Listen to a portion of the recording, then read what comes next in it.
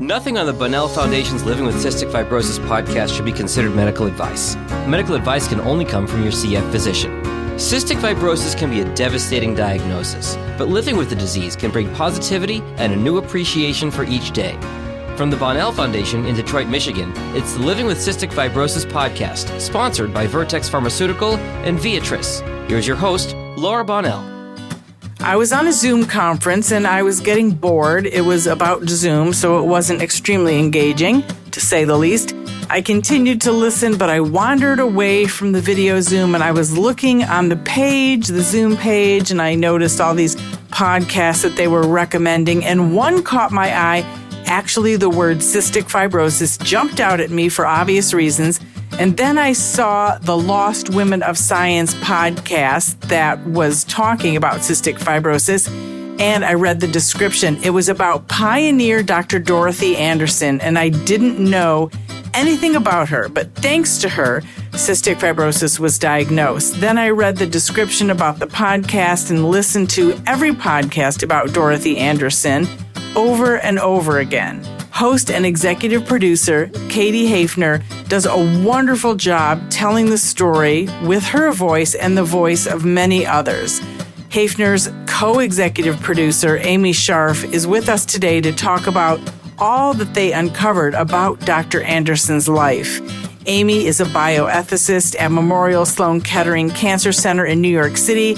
Amy is also the chair of Board of Children's Aid, a nonprofit that provides comprehensive social, educational, and health services to the children in New York City's underserved communities, and an advisory board member of the Johns Hopkins University Berman Institute of Bioethics. And we are honored to talk with her. So let's get started because you're going to learn probably as much as I did. Amy Scharf, thank you so much for joining us. I'm so glad that we have finally connected. The Lost Women of Science podcasts, I feel like it was meant to be that I came across this. It was just wonderful. Oh, Laura, thank you. And I can't tell you how happy both myself and my entire team are that you came across us and that it's been such a great resource for you and hopefully for so many of your peers and colleagues. And I want to tell you about all of that. But first, let's start with, how did this Lost Women of Science podcast get started? Because it seems like such a natural thing. Like, of course, we want more history about women, but it's so often overlooked. Exactly. Well, I've learned so much from working on this podcast and working with my team. And one of the most important things and one of the most important lessons that I've learned through all this is this was such a great example of the importance of just stopping what you're doing, putting down your phone, putting down your devices, and just listening to the people around you. So it was about 2012, 2013, 14 roughly. I was at an event with Dr. Celia Orez, who is featured prominently on the podcast as a mentee of Dr. Anderson. So Celia Orez is the mother of a very close friend of mine, Michelle, who was also in the podcast, the holder of all the records and the unfinished biography of Dorothy was sitting in her basement. But I was with Michelle and Celia Orez and another colleague of Celia's who was a retired pediatric cardiac surgeon, also at Columbia Babies Hospital. And I was at the time in graduate school at Columbia studying for my master's in bioethics. And so we were having a wonderful conversation about Columbia and Columbia Medical Center and all things Babies Hospital. And Celia started talking about her mentor at Babies Hospital, a woman named Dorothy Anderson. And she talked about what an incredible mentor she was to her, how she gave her so much, as you heard in the podcast. And then she said, oh, and by the way, did you know that Dorothy discovered cystic fibrosis? And I just stopped. I said, excuse me?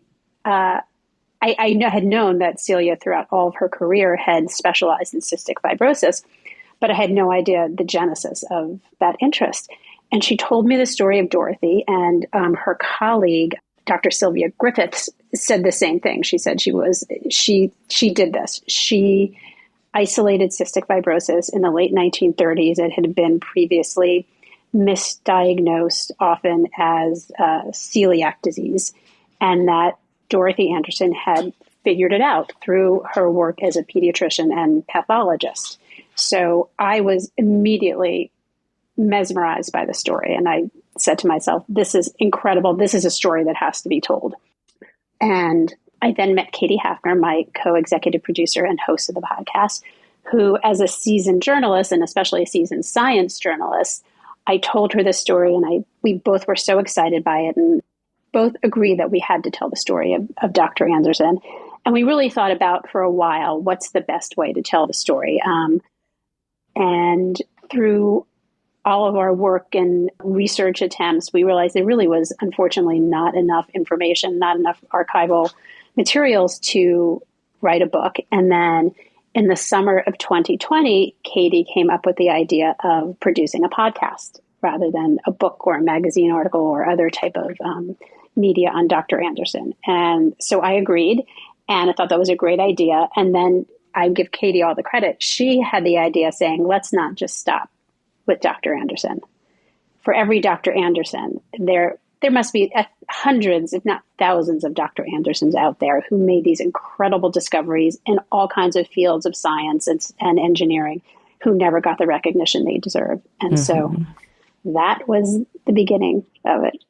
So I'm listening to the first podcast. I'm actually out on a walk listening to it. And I'm like, I hear, in the trailer, I think it was, or maybe it was the first podcast, but, I hear Dr. Francis Collins, that he had heard of Dr. Anderson, but, and we all love him. He's our cystic fibrosis hero, but he didn't know much more about her. And then Bijal Trivedi, who you introduced me to in your podcast, I was like, I have to get breath from salt and read that book. And I've since done a podcast with her. So it was all of this unraveling of all of this history that was so exciting to me. And that's when I thought, I have got to get you girls, women, and talk to you about this, because I thought it was so exciting. And anyone who hasn't listened to the Lost Women of Science podcast must. They're just fantastic. And you'll learn so much about cystic fibrosis, and then you move on to all the other new podcasts that you've done as well. But I guess starting from the first podcast, it was so interesting because you really take us in. I felt like I was a part of your story. I was in there, the going down the stairs and taking us into the basement. And you did have limited information, but as you unraveled it, it was presented in such an exciting way. So creative. So was that something you were just working on and it just unraveled as you got more information? Great. Well, first, Laura, thank you so much for those kind words and the compliments. First of all, in terms of the structure of the podcast and wanting it to be unraveling of a story, of a mystery, because Dorothy in so many ways was a mystery, that was quite intentional.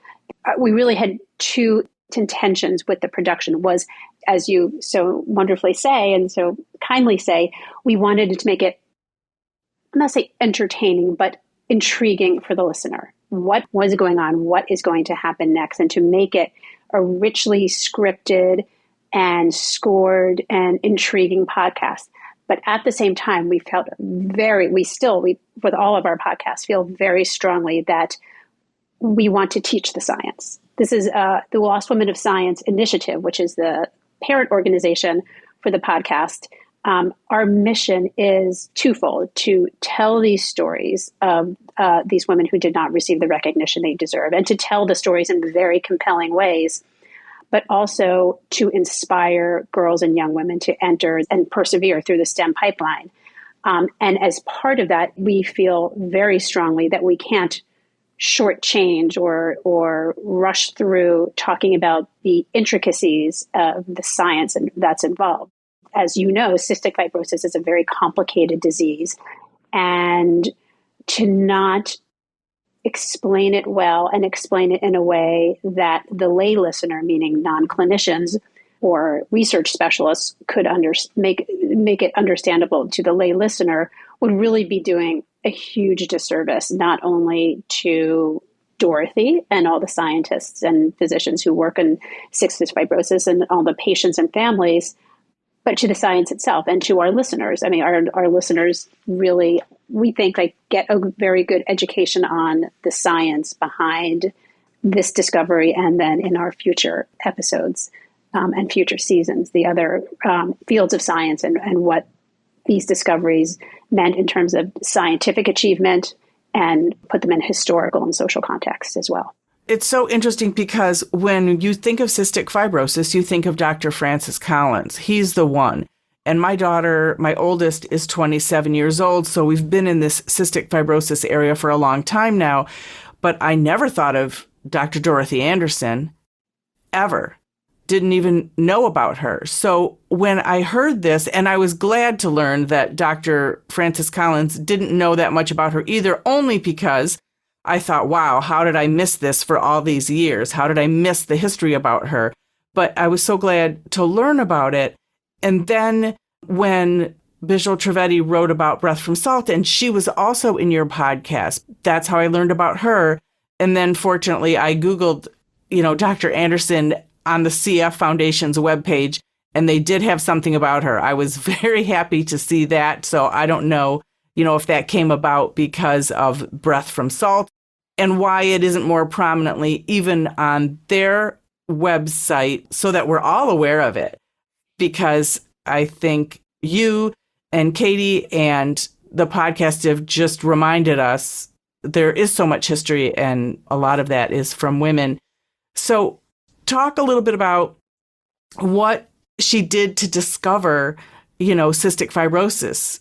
It was the autopsy, is that correct?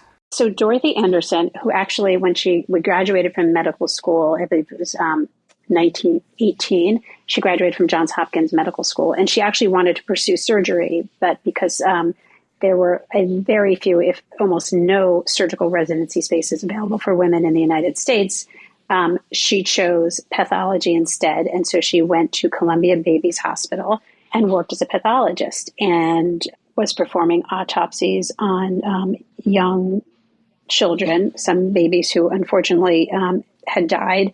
And again, they mostly thought these babies and young children were dying from celiac disease because some of the symptoms are similar in that the digestive problems are very or they are assumed to be quite similar. The digestive issues and the failure to thrive are very similar to celiac. And as Dr. Anderson was performing the autopsy on one young girl whom she had seen when she was still alive, and then unfortunately she was performing this autopsy on her a few months later, and when she got to the pancreas, she noticed that the pancreas was very hard. It was almost brittle, and she couldn't cut it with her knife. And she realized that this was quite a different pathology than that of a patient who had celiac disease. And through her investigations, she realized this was absolutely a different disease than celiac disease. And in 1937-38, published a 30-page single-spaced paper on this new disease and named it cystic fibrosis. And so, how does this changed you or moved you just as you started learning about Dr. Dorothy Anderson and unraveling her story? So in many ways, I was, we all of us on the team, we all really fell in love with Dorothy and wanted to do everything we could to elevate her and put her on the pedestal that she so richly deserves. One of the saddest things about her is that her story sort of raises the question of who remembers you, who stays around to tell your story. Dr. Anderson had no siblings. Both her parents died when she was in her late teens, and so really was on her own from the time she went to college. Had no family. She never married, had no children. So she really was a very singular person. So unlike people who are fortunate enough to have large groups of large family and children and people to preserve your legacy and tell your story, Dorothy did not have that familial part. She did have a group of colleagues who were quite enamored of her and really loved her, such as Dr. Orez. But Dr. Anderson passed away in the early 1960s. So it was a long time. There was a long silence until we heard something. And Dr. Orez herself is now in her mid-90s. And so it's some profound sadness that her legacy was not preserved or celebrated, hopefully until now. In fact, and we tell the story in the podcast that after her death, there was a portrait of Dr. Anderson that was commissioned and hung in Baby's Hospital. And there is a record, I believe, of the ceremony when it was dedicated and unveiled in the hospital. And nobody has any idea where that portrait is. It's gone missing. And that's when you started talking about the dude walls. Yes. And that's when when I was at the hospital, when my youngest was just recently there, I was looking at all the photos. I'm so hyper aware of everything now. It's all white men. Yeah, it is. So tell us a little bit about that story. Wasn't it Dr. Baird who was looking for the... It was Dr. Baird. And Dr. Baird, it was such an utter surprise and delight to come across Dr. Baird as we were doing our research. And I think it also was through Celia Orez that we got to Dr. Baird, who, as it turns out, was writing a biography of Dorothy. So he was a wonderful contributor to the podcast, as you've heard from listening. And in fact, I believe the biography is being published, and I think will be out in print in the fall of 2022. But don't hold me exactly to that. But we're really happy that we'll have like this to add to our archives. Yeah, we'll put it in our show notes. As we talked about this, he took it upon himself to start hunting around Colombia and asking, where could this be? And going to different places. We all sort of tried to talk to different people at Columbia and try to figure out where this portrait could have gone. And it's still a mystery where it's gone.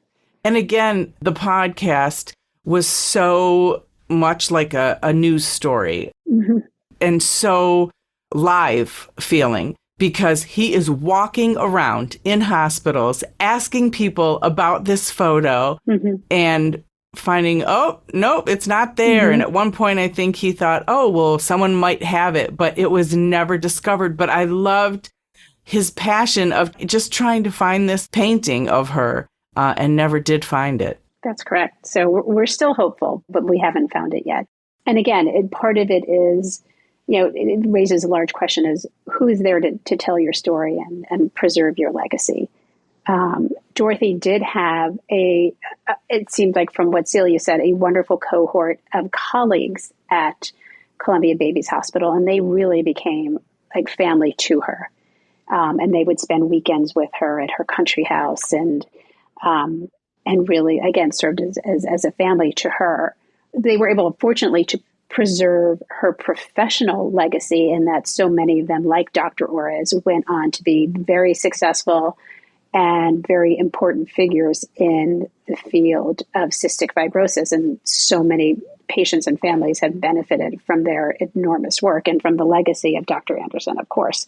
So in that sense, we are very proud that we had, in so many sense, but in that way, we know that Dr. Anderson's legacy professionally has persevered and has thrived, but unfortunately, the recognition and the accolades that she deserves, unfortunately, have not been commensurate to the enormous work that she's done and the good that she has done for so many. And hopefully that changes. Hopefully your podcast, this podcast, and hopefully there is more written about her and more awareness about her.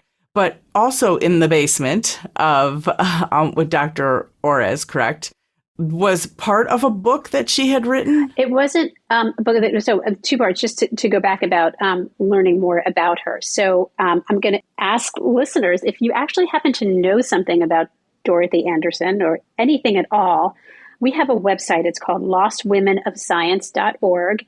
And on that, we are really hoping to have some sort of crowdsourcing research and capabilities. And there's a contact us button. And so if you know anything about Dr. Anderson and would like to share it with us, please do so. Or if you are aware of another female scientist who did not get the recognition she deserved during her lifetime and want to share her with us. We are eager to learn all the stories. We right now have a database of about 220 female scientists, all of whom are deceased, almost all Americans. Many of them were immigrants to the United States. And they all share the fact that they did not receive the recognition they deserved for their significant achievements during their lifetimes. And these women run the gamut.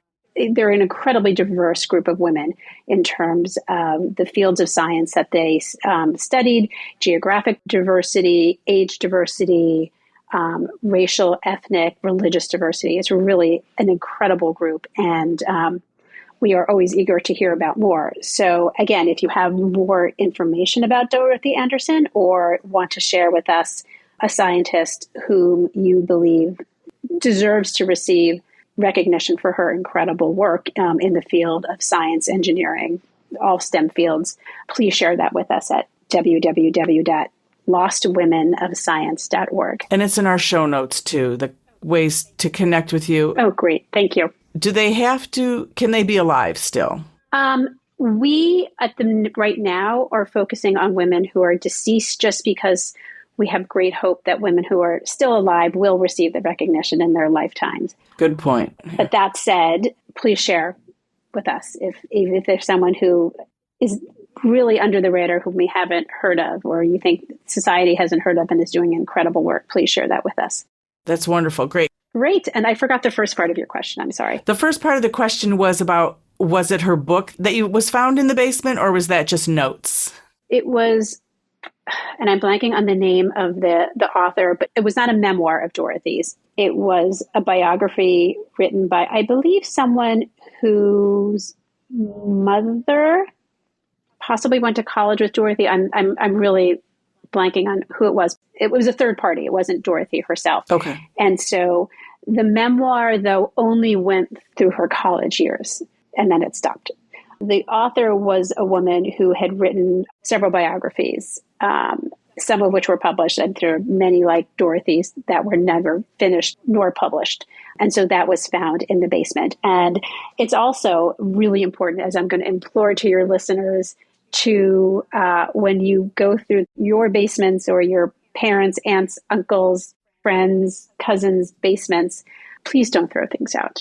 Please take the time to look at them, look at the materials, because there may be really important materials, such as what we found on Dorothy. And almost as a sort of like a corollary to that, after Dorothy passed away, she left all of her papers to a friend of hers who lived in New England. And when this friend of hers then passed away, her son, grandson, whoever inherited the home, just got rid of everything, had no idea what he was sitting on. So much of what she did was lost to us. It's so sad. It is. She had so much knowledge, and really what she started led to where we are today, right? Correct. With the specialty drugs that Dr. Francis Collins and others were able to discover, the Genome Project and the gene that causes cystic fibrosis. And I want to go forward to that, but I also was just thinking about something else, and I can't remember the intern's name, but wasn't it an intern who got credit for something that Dr. Anderson discovered? What is it about? The high-fat diet, or I can't recall, but it was just part of the whole reason for your podcast was that this intern, or maybe he was a fellow, did get credit for something that she had discovered. Yes, that goes back to the sweat test. Okay, yes. And one of her colleagues at Columbia Babies Hospital, the two of them had worked together very closely. He was younger than Dorothy, and they had worked together in the field of cystic fibrosis at Babies Hospital and developed the sweat test for diagnosing cystic fibrosis, which, correct me if I'm wrong, is still one of the major, if not the most accurate and probably easiest ways to diagnose cystic fibrosis. It is. And goes back to, as I think it was one of our professors said on it, that it's probably for centuries, people have known that this represents a problem, the story of the sweaty brow.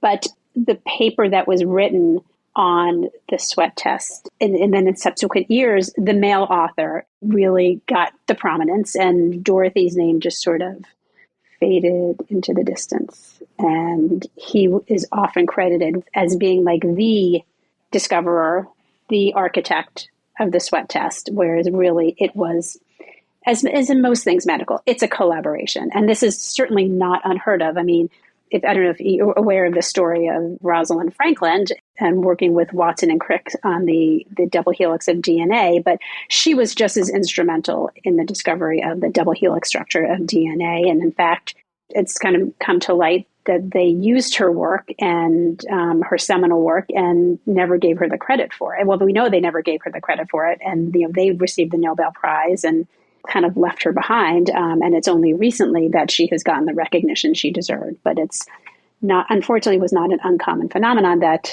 the women's contribution to the discovery, the research, the work is often subsumed or even lost to that of the men.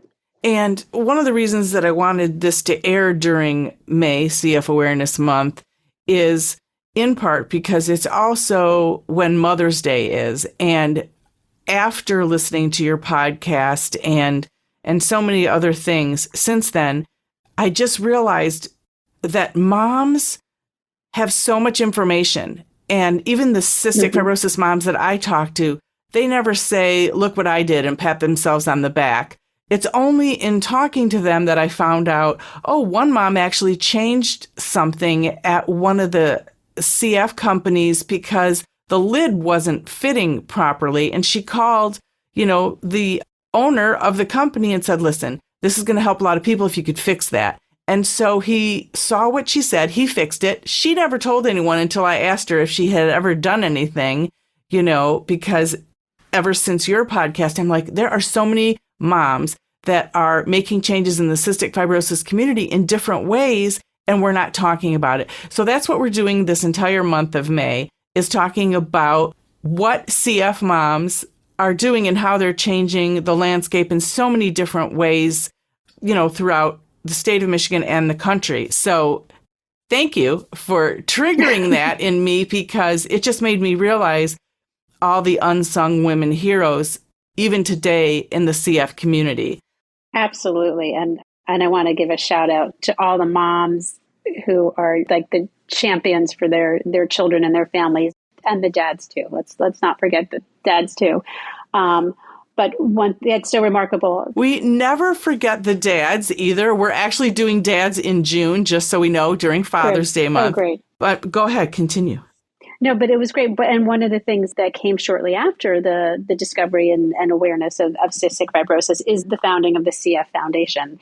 And Dorothy played a very large role in the foundation and was a really significant contributor to them. And I know we have found documentations of awards and speeches that she gave to the foundation. And so she didn't just have the discovery and then moved on. Like, this really became her life's work and her life's passion to help as many children and families affected by CF as she possibly could. Yeah. And that is, what I find with all the CF doctors too, is I sometimes even ask them, do you have your own life? Because they are so committed to the CF population and, when our kids are in the hospital and all of that. So we were just also talking about kind of where we are today with specialty drugs and how Dr. Anderson has kind of brought us all there and got everything going about cystic fibrosis. And that's why it's so important that everyone hear the story that you told about her. Exactly. Thank you so much. I appreciate that. And again, we feel like we wish we knew more about her and about her work and her personal life, so that we could do her justice. So again, if people have any information or contacts or anything that could help shed more light on her story and help us to shine a light on her as a person and as a leader and as a mentor. We were so fortunate to have Celia Orez, really, who not only was a mentee of Dorothy, but also a great friend of hers. And so we have this wonderful personal and professional link to her. And we would love to find more colleagues or children of colleagues of Dr. Anderson's to learn more about what she did and the impact that she made, or even patients and children or grandchildren patients. We had, as you heard in the podcast, that one of the parents of a cystic fibrosis patient was interviewed and talked about what a seminal moment it was when she went to Dorothy's office and Dr. Anderson was able to diagnose her child and care for her so tremendously. Was that Doris Tulson? Yes. Yes. Yes. It was a joy. It was a joy to have her as part of this. Yeah, she is fantastic. And one of the women responsible in part for starting the CF Foundation. So I know. It is fantastic. Well, I encourage everyone to listen to the Lost Women of Science podcast. And I want to hear, what do you have coming up about other women? Oh, well, Laura, thank you. So we actually just released our second season of Lost Women of Science. As you probably learned from the first, our goal is to release about 3 full seasons per year, and each season will focus on one extraordinary scientist, and we'll tell her story in about 5 or 6 30-minute episodes. Our feeling being, if these women devoted their entire lives to their fields, we can give them 2 to 3 hours. The season that was just released at the end of March, and again, you can get this on all your favorite podcast platforms, is about Clara Don von Neumann, who was a early computer programmer. She worked at Los Alamos, and she worked on the ENIAC computer and other computer platforms, and really wrote some of the earliest computer code that was used at Los Alamos. And she taught many of the scientists there how to program computers. And her story has really been lost as well. She was, in fact, the wife of the great mathematician John von Neumann. And in fact, most of her work and her papers are subsumed by his. We went on a research trip to the Library of Congress, and all of her papers, all of her archives are buried within his at the Library of Congress. Wow. So she's our current scientist. And then looking ahead to season 3, we are going to be focusing on a scientist who was a mechanical engineer.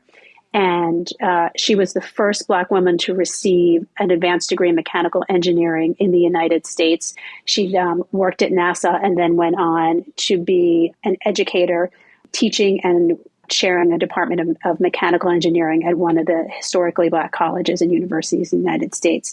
And so she was a real force in education, in engineering education, and especially engineering education for Black men and women. So we are really excited for our upcoming seasons. I am too. I can't wait to listen to those. For anyone, it's like reading a really good book. It's even better than an audiobook. It's its own live. It's just fantastic. People have to listen. I really enjoyed it. Like I said, I've listened to the whole series more than 4 times. So thank you so much for talking to us about this podcast, Lost Women of Science, and for doing the story about Dorothy Anderson. It's changed my life and got me going in some really wonderful directions. So thank you very much. Thank you, Laura. And I also want to thank you and your entire production team and your entire endeavor, because this has been a learning experience for all of us. And I have learned so much about cystic fibrosis and about the science behind it and the people behind it and what's happening in the field now. And it is just astounding, the strides that have been made in this disease in such a relatively short time. And it gives me great hope, and I'm sure it gives everyone great hope to know this. And it's just remarkable that it literally started with Dorothy Anderson, the pathologist in the basement, and here we are today. So this has been a great journey for all of us. So thank you. Thank you. Yeah, it really has. From 1935 approximately to when my daughters were born in 1994 and 1997. That's a short time, really. So I agree. Thank you. Thank you. The original music in this podcast is performed by Kevin Allen. It's not complicated. Who happens to have cystic fibrosis. We all got our worries and fears. I know it's got you frustrating, but loving you is so alright. This has been the Living with Cystic Fibrosis podcast. For more information and to learn more about the Bonnell Foundation, visit our website at thebonnellfoundation.org. That's the BONNELL Foundation.org. This podcast was sponsored by Vertex Pharmaceutical, The Science of Possibility, and Viatris. It was produced by Jag and Detroit Podcasts. Follow our show in Apple Podcasts, Spotify, or wherever you're listening right now.